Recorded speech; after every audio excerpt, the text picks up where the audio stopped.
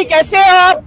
Ducky भाई smile तो कर दे। डक्की की रिहाई हो गई है। अब से कुछ देर पहले डक्की को जेल से रिहा कर दिया गया है। कदम कदम पे रिश्वतें देने वाले, जलालत का सामना करने वाले डक्की भाई को बिलाखिरकार 100 सेंचुरी पूरी होने के बाद जमानत मिली गई है। इस तरह से इस केस ने हमारे पूरे सिस्टम को एक्सपोज किया, नेशनल साइबर क्राइम के अफसरान को, वो भी आपके सामने है। रोक कर जाती है, फिर लिस्ट तैयार होती है, उसके बाद फिर उनको रिहाई मिलती है। लेकिन डक्की को उससे पहले रिहाई मिल गई और गाड़ी अंदर गई, डक्की को बैठाया। थोड़ा सब्र करें, इंशाल्लाह डक्की की फैमिली मंजर-ए-आम पर आएगी। जस्ट एक लीगल प्रोटेक्शन देने के लिए यहाँ पे आए थे कि किसी और मुकदमे में उनको रिवॉल्व करके अरेस्ट ना कर लिया जाए। ये डर था डेफिनेटली ये कुछ रूमर्स ऐसे आ रहे थे, आ रहे थे। ये तो केस सीधा सीधा बरियत का है। मैंने स्टार्ट इसी बात से लिया कि ये तो case within week solve होने वाला था, लेकिन ये 100 दिनों पे चला गया। नाज़रीन, मैं इस टाइम मौजूद हूँ सेंट्रल जेल के बाहर और आज डक्की की रिहाई हो गई है। अब से कुछ देर पहले डक्की को जेल से रिहा कर दिया गया है। हमारे साथ एडवोकेट फयाज रामे साहब मौजूद हैं। सारा तफसील उनसे पूछते हैं। सर अस्सलाम वालेकुम। वालेकुम अस्सलाम। सर, आज फाइनली डक्की को रिहाई मिल गई जी, पूरी सेंचुरी पूरी करने के बाद ही मिली है, 100 दिन पूरे करने के बाद। और मैं सिर्फ यही कहूँगा कि कदम कदम पे रिश्वतें देने वाले, कदम कदम पे गालियाँ खाने वाले और कदम कदम पे जलालत का सामना करने वाले डक्की भाई को बिलाखिरकार 100 सेंचुरी पूरी होने के बाद ज़मानत मिली गई है। और चलें, ये खुशी का मुकाम भी है, लेकिन साथ ही साथ ये एक अफसोसनाक सूरत हाल भी है कि डक्की का आखिर जुर्म क्या था जिसकी वजह से ये सेंचुरी पूरी उन्होंने करवाई है। और जिस तरह से इस केस ने हमारे पूरे सिस्टम को एक्सपोज किया, नेशनल साइबर क्राइम के अफसरान को, वो भी आपके सामने है। तो अब देखना ये है कि उनकी भी सेंचुरी पूरी होती है या नहीं होती। अच्छा, ये बताएं कि डक्की को अमूमन हमने देखा है कि मगरिब के बाद रोक कर जाती है, फिर लिस्ट तैयार होती है, उसके बाद फिर उनको रिहाई मिलती है। लेकिन डक्की को उससे पहले रिहाई मिल गई और गाड़ी अंदर गई, डक्की को बैठाया और सू कर गई और मीडिया देखते रह गया। देखें, इसमें ना तकरीबन 4 बजे तक रोपकार जो है ना वो फाइनल हो जाती है जेल में।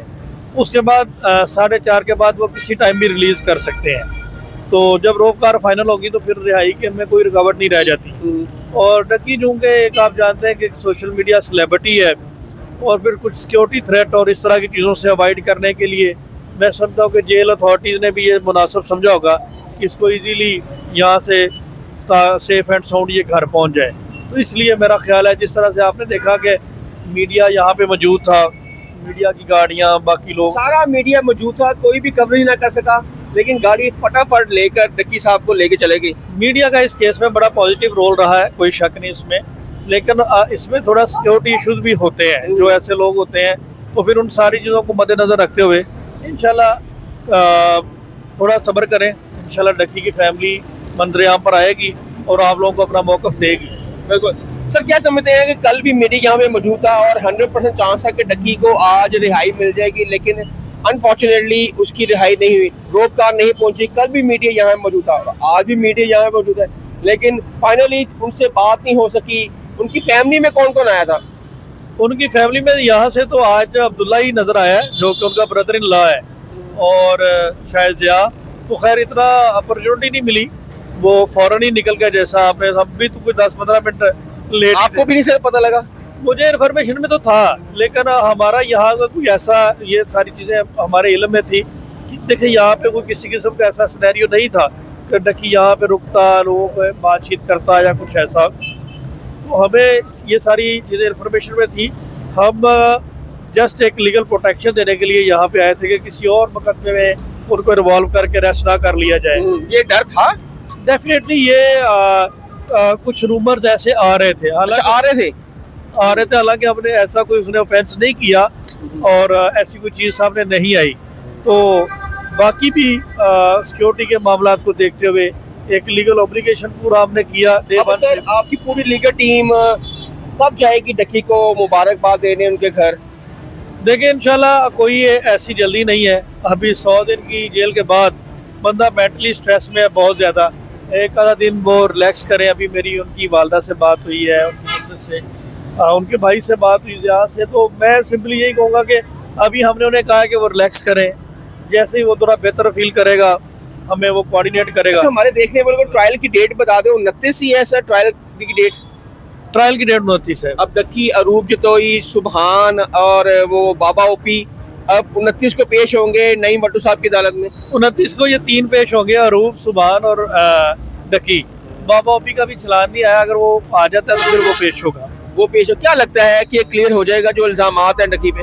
यार ये तो केस सीधा सीधा बरियत का है। मैंने स्टार्ट इसी बात से लिया कि ये तो case within week solve होने वाला था, लेकिन ये 100 दिनों पे चला गया और उनके पास ऐसा कोई मटेरियल नहीं है जिसके जरिए से उसको सजा करवा आप समझते हैं कि डक्की उन यूट्यूबर्स के लिए बारिश का पहला कतला है जो कि उसने सब कुछ सहा डक्की ने, लेकिन अब जो एनसीसीआई के अफसरान हैं वो इस टाइम हमारे पीछे जेल है उसके अंदर है और अब वो प्रेशर नहीं है यूट्यूबर्स पे। हाँ, मैं देखें वो अब सारी चीज़ें जितने भी यूट्यूबर हैं बाकी डक्की की वजह से उनको फेयर ट्रायल का राइट मिलेगा और अब किसी के साथ भी ऐसा कोई नहीं सलूक होगा और अब ये चीज़ क्लियर होगी कि पहले इसके ऊपर कोई कानून बनेगा फिर कोई एक्शन होगा। नाज़रीन, ये मज़ा फयाज रामे साहब उन्होंने बताया है कि डक्की को आधा घंटा तकरीबन हो गया है यहाँ से रिलीज हुए और मीडिया से बात किए बगैर वो चक्कर दे के निकल गए और इनकी लीगल टीम भी यहाँ पे मौजूद थी, डक्की की फयाज रामे साहब की टीम भी यहाँ मौजूद थी, लेकिन अनफॉर्चुनेटली किसी मीडिया की टॉक नहीं हो सकी। अब देखते हैं डक्की का व्लॉग कब आता है, डक्की अपने एक्शन में कब नजर आएंगे। आज उनके घर में बहुत ज़्यादा खुशियाँ हैं, डेफिनेटली उनके घर वालों ने, अरूब ने, ज़िया ने, उनकी मदर ने बड़ा सफ़र किया है इस केस के पीछे और डक्की ने जो किया है उनकी फैमिली ने बहुत किया है। इजाज़त दे, कमेंट सेक्शन आपके लिए राय का इजहार जरूर कीजिएगा। तब तक के लिए अल्लाह हाफ़िज़।